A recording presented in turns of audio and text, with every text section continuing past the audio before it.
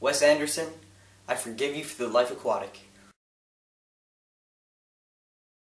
Alright, so just a couple hours ago, I got back from seeing Wes Anderson's new film, Moonrise Kingdom. So the movie's basically about these two kids that run away because they're in love, and they're really young kids. I think they're like 12 years old.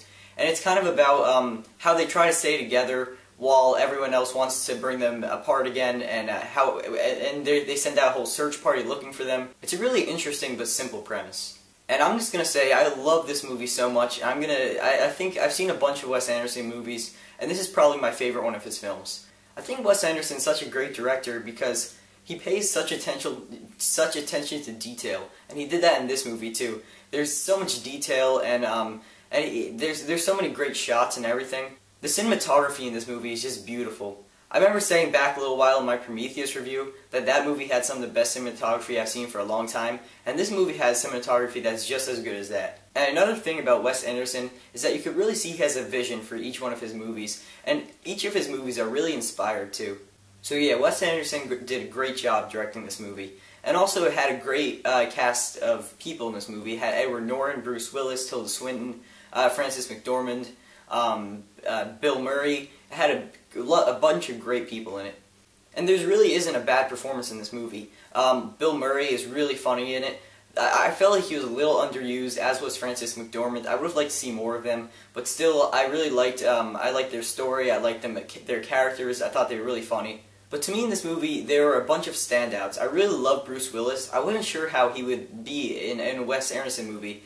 This isn't really his types of movies. It seemed like it would be something much different for him, and he was really great in it. And also Edward Norton was playing someone that he never really plays. He usually plays these really tough guys, and in this movie he played a scoutmaster. I really liked his character and his performance, and he also had some really great one-liners. Also, to me, another standout was Jason Schwartzman. And he's in a lot of Wes Anderson movies. He's been in Wes Anderson's movies as many times as Bill Murray has. Since Election, he's been in them. And he's always kind of an underrated actor to me. I've always liked his roles. I like Bored to Death. I was kind of a fan of that show. Yes, I really think he's a great actor, and he's really funny in this movie. He's only in it for a little bit. He was underused too. He had this one line in the movie, and it was delivered so perfectly by him, and I thought it was just such a funny line. And going into the movie, I was really curious to see how these two kids would be in it, because if these two kids aren't good, then the whole movie falls apart, because the whole movie pretty much centers around them. At least a half of the movie, or even more, is just their story. And the two kids were great in the movie, especially the boy. I thought he was really funny. The girl was great too, and they were really just two great child actors. I think there were so many great performances in this movie, again thanks to Wes Anderson. I think he really directs actors well, and he gets really great performances out of them.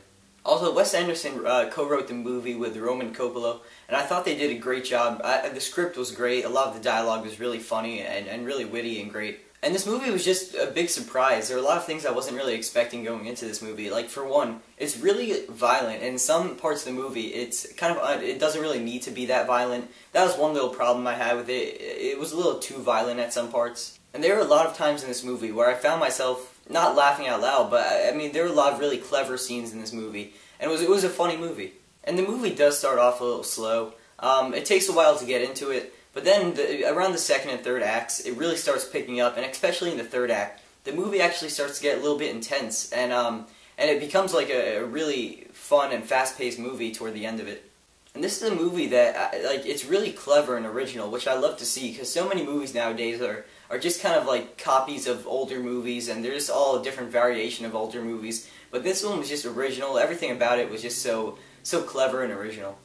Also, just one more thing, the movie had a great soundtrack, a lot of instrumental music and everything, and you could hear a lot of it in the trailer for the movie, but it had a lot of really great music in it too. So overall, it was a really fun, interesting, clever, original movie. Wes Anderson did a great job with it, the script was great, all the performances were great, there wasn't a bad performance in the movie. It was fun, it was funny, it was intense, it was violent, it's pretty much everything that you want in a Wes Anderson movie. So if you're a fan of Wes Anderson, then definitely check out this movie.